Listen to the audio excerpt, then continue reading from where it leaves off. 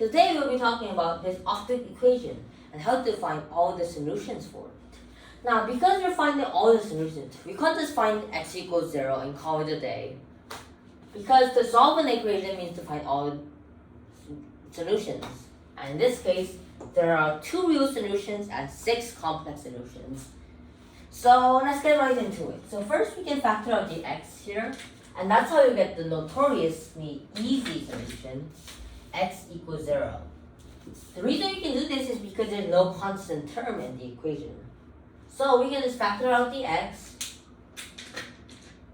and inside you can put in the expression as if it was all divided by x, because all of the terms have a common factor of x. Now, we can put that as equal to 0, and we have achieved our goal of finding our first solution, which was the very obvious one, x equals 0. That's the first factor being equal to 0.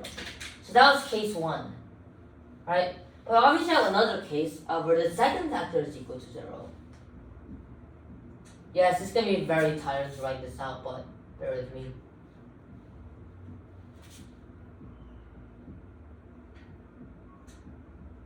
Okay, now I'm going to factor this heptic, septic, I don't know, but this expression with a polynomial degree of 7, let's just say that, yeah. Then we can factor this expression by grouping. Now, grouping is a very easy way of factoring an expression with a very high degree, polynomial degree, because since we have all of these terms having the same coefficient, it's very easy to just factor everything out. So let's say that x to the power of 7, x to the power of 6.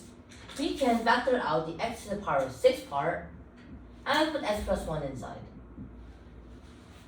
So that's done. Now we factor this part by factoring out the x to the power of 4 and putting that outside. And of course, we still have the x plus 1. These all have to be in common. Same for this. Factor out the x squared, put in the common factor, and then finally we put just x plus 1. Let's say that the coefficient is 1.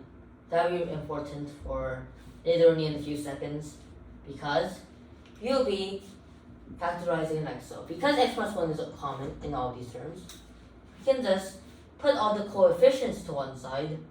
So x to the 6 plus x to the 4th plus x squared plus 1 to one side, and just, why did I make the bracket so big? Just x plus 1 as the other factor. Okay, now that we have 2 expressions, let's try the easy one first. X plus 1 equals 0. Now this one is just x equals negative 1. You can do that in your head, right? Just putting x plus 1 equals 0 and it's subtracting 1 on both sides gives you the other and final real solution to this equation. And obviously, if we have our own complex solutions, we stop here. However, we are going to get all the solutions, including complex ones. And there are 6 of them, as I mentioned. So, x to the 6th power, x to the 4th power, x to the 2nd power, and 1. These are very interesting, because they all have an even polynomial degree. See, there's 6 is even, 4 is even, 2 is even. And of course 1 is a constant, so it doesn't matter. So we can just put, let's say that t equals x squared. No, that's not the notation. Yeah, let's let x squared to be denoted as t. And when we do that, we can see that it's turned into t cubed plus t squared plus t plus 1 all equal to 0. Now this is the good part, because you get to use grouping twice in this equation. That's right. You can just factor this part by just doing t squared on the outside and t plus 1. And we're factoring it the exact same way we did before, putting the x plus 1 in the inside. And this, of course, is t plus 1. Same here, we put just 1 because this in itself is just t plus 1.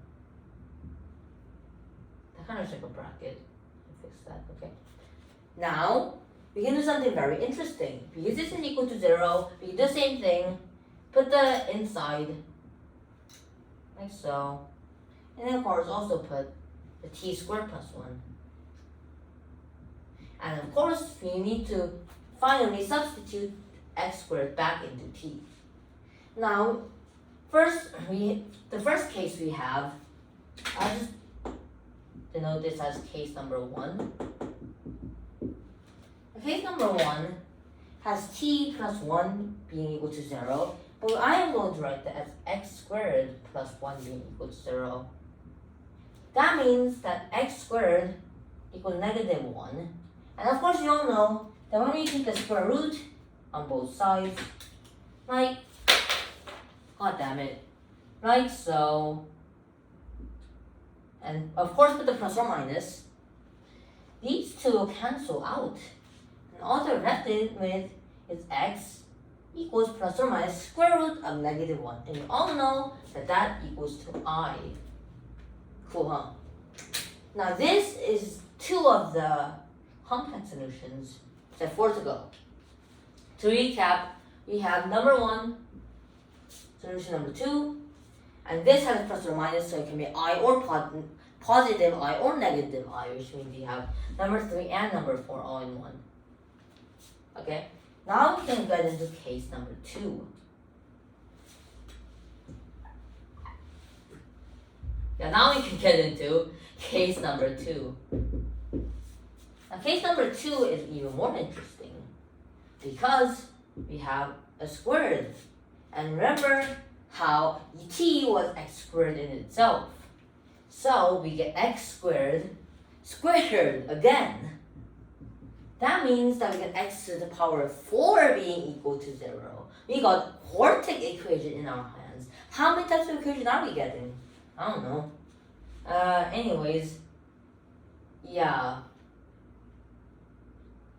So now we have x to the power of 4 plus 1 being equal to 0. That means that x to the 4th power equals negative 1. And that means that we can take a double square root here. Because actually I wouldn't change this to x to the 4th power right away, because we will take a double square here again, a nested square, if you will. And we'll just square root it twice. So we do it once, we get, of course the square and square root cancel out, and we get a square root of plus or minus square root of negative 1. As we saw there, and as you saw here, that will just result in a result what?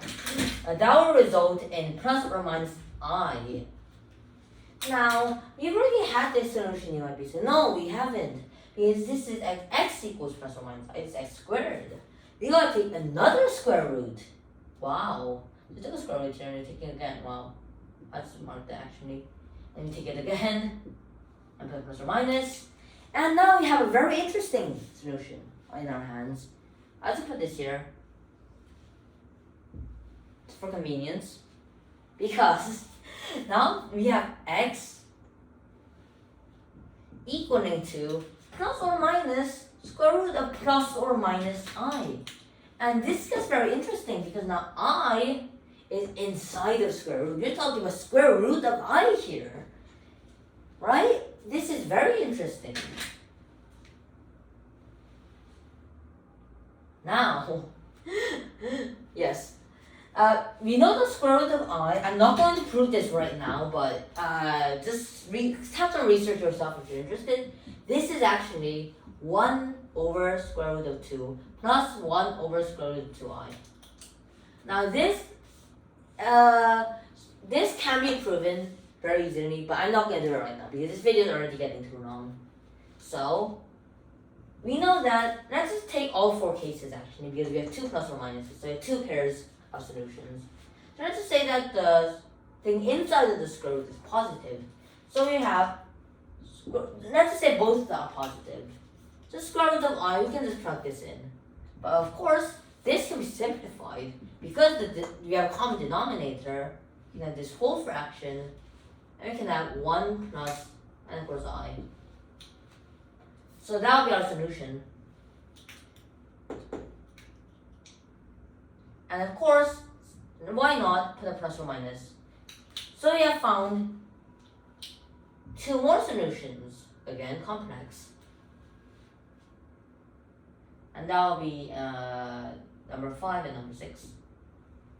And of course we have x being equal to plus or minus square root of negative I. Now this gets interesting because now we can transform this into plus or minus I square root of I. Yes, this is getting very crazy. Okay, now I'm going to simplify the same thing but multiplied by I.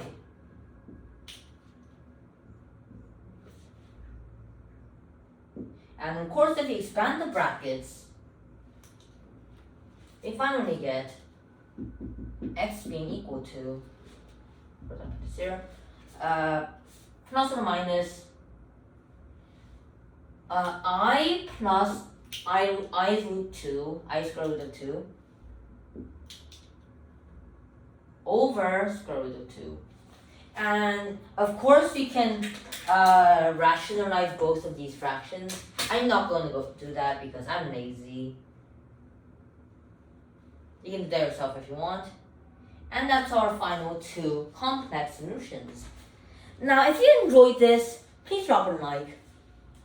Solving an octic equation like this, obviously, it looks very complicated.